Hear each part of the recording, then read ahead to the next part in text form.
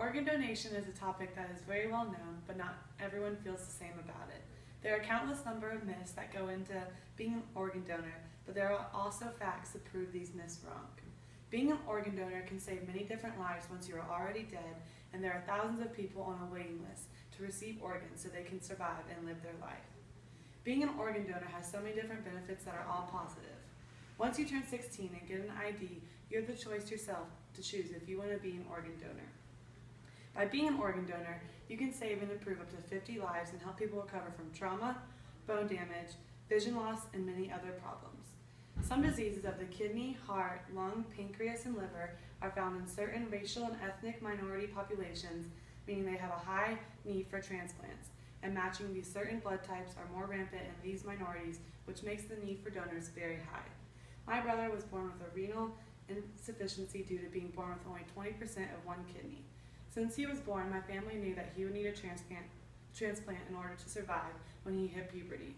My sister, being so selfless, decided that she would donate her kidney to him and so he could survive. All the myths about the hospital will not work as hard to save your life, not being able to do an open casket, being too old, being too young, or not being in good health are all not true and can all be proven wrong. Like my sister, you can also still donate if you are still alive.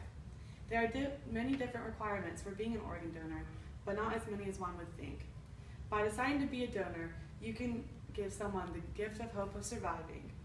People nowadays use so many different reasons and excuses for not being able to be an organ donor, but most are not even true. No one is too old or too young. The only exception is that if you are under the age of 18, you have to have a parent or guardian's permission. Even if you have a medical condition that you think may stop you from becoming an organ donor, doctors can evaluate the condition of your organs and decide which organs and tissues that they can donate to people.